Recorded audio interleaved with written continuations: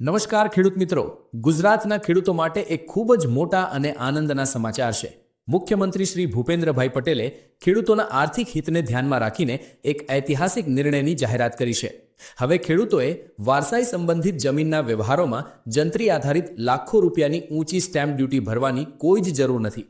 ગુજરાત સરકારે નિર્ણય લીધો છે કે હવે માત્ર 300 રૂપિયાના ટોકન દરે વારસાઈમાં ફેરફાર કરી શકાશે। ખેડૂત સંગઠનો અને કિસાન સંઘની લાંબા સમયથી ચાલતી માંગણીને સ્વીકારીને ગુજરાત સ્ટેમ્પ એક્ટ 1958ની કલમ 9 હેઠળ આ મહત્વપૂર્ણ સુધારો અમલમાં મુકાયો છે। આ નિયમનો લાભ કોને મળશે? આ ફાયદો સીધી લીટીના વારસદારો એટલે કે મિલકત ધારકની પત્ની અને સંતાનોને મળશે। આ ઉપરાંત આડી લીટીના વારસદારો એટલે કે ભાઈ, બહેન અને તેમના સંતાનો વચ્ચે મિલકત હકનું હસ્તાંતરણ, નામ દાખલ કરવા કે વહેંચણી જેવા વ્યવહારોમાં પણ લાભ મળશે। એટલું જ નહીં, સંયુક્ત વારસદારો તેમજ નજીકના સંબંધીઓ જેમ કે કાકા અને દાદાને પણ આનો ફાયદો મળશે, જ્યાં પ્રતિ દસ્તાવેજ માત્ર 300 રૂપિયા ભરીને નામ ઉમેરી શકાશે। તમને જણાવી દઈએ કે ગુજરાતમાં કુલ 55 લાખ ખેડૂતો છે, જેમાંથી આશરે 20 લાખ નાના અને સીમાંત ખેડૂતોને આ નિર્ણયનો સીધો ફાયદો થશે। અગાઉ સ્ટેમ્પ ડ્યુટી વધુ હોવાથી લોકો કાયદેસર રજીસ્ટ્રેશન કરાવતા નહોતા અને માત્ર નોટરી કરાવી લેતા હતા, જેને કાયદેસરની માન્યતા મળતી નહોતી।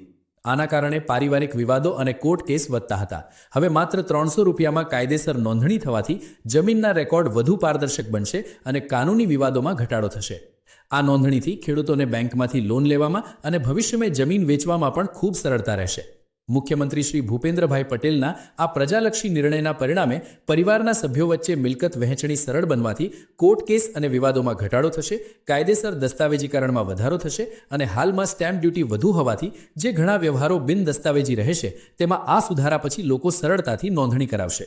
એટલું જ નહીં, ખેડૂતોને ખેતીની જમીનની વારસાઈ મિલકતના વહેંચાણમાં આર્થિક ભાર ઓછો પડવાથી મોટી રાહત મળશે અને પારદર્શિતા અને સ્પષ્ટતાનો ધ્યેય સાકાર થશે। એટલે કે હકપત્રક એટલે કે રેકોર્ડ ઓફ રાઇટ્સ વધુ સ્પષ્ટ બનશે અને જમીનના માલિકી હક અંગેની ગેરસમજ ઘટશે। આ રૂપિયા 300ની સરળ સ્ટેમ્પ ડ્યુટીથી પ્રક્રિયા ઝડપી અને વ્યવહારિક બનશે અને લોકોને વ્યવહારોમાં વધુ સરળતા થવાથી ઇઝ ઓફ ડુઇંગ બિઝનેસને વેગ મળશે। હવે જોઈએ આ નિર્ણયથી ખેડૂતોને શું મળશે ફાયદો। આ નિર્ણય ખેડૂતો માટે અનેક રીતે લાભદાયક સાબિત થશે। જમીન સંબંધિત કૌટુંબિક વ્યવહારો હવે સરળ અને કાયદેસર બનશે। લાખોની સ્ટેમ્પ ડ્યુટીમાંથી ખેડૂતોને મોટી રાહત મળશે। બિન દસ્તાવેજી અથવા કાચા કાગળ પર થતા વ્યવહારોમાં ઘટાડો થશે। ભવિષ્યમાં થનારા કોર્ટ કેસ અને વિવાદોમાં ઘટાડો થશે। પરિવાર વચ્ચે જમીનની વહેંચણી સરળ બનશે। અત્યાર સુધી ઊંચી સ્ટેમ્પ ડ્યુટીના કારણે ઘણા ખેડૂતોએ જમીનના વ્યવહારો સત્તાવાર રીતે નોંધાવ્યા નહોતા, જેના કારણે ભવિષ્યમાં વિવાદો ઊભા થતા હતા। હવે આ નિર્ણયથી વધુમાં વધુ લોકો કાયદેસર રીતે નોંધણી તરફ આગળ વધશે। ખેડૂતો માટે એક મહત્વનો નિર્ણય, ગણોતિયાઓને ખરીદ કિંમત ભરપાઈ કરવાની મુદત ડિસેમ્બર 2026 સુધી વધારી મુખ્યમંત્રી ભૂપેન્દ્ર પટેલે ગુજરાત ગણોતી વહીવટ અને ખેતીની જમીન અધિનિયમની કલમ 32 અંતર્ગત ગણોતિયાઓને ખરીદ કિંમત ભરપાઈ કરવાની મુદત 1 વર્ષ વધારવાનો નિર્ણય કર્યો છે। ગણોતિયાઓ દ્વારા અજ્ઞાનતાના કારણે ખરીદ કિંમત ભરપાઈ ન કરી હોવાના કિસ્સાઓ ધ્યાનમાં આવ્યા છે। આવી ખરીદ કિંમત ન ભરવાના કિસ્સામાં તેમને કાયદેસરના માલિક ગણી શકાતા નથી।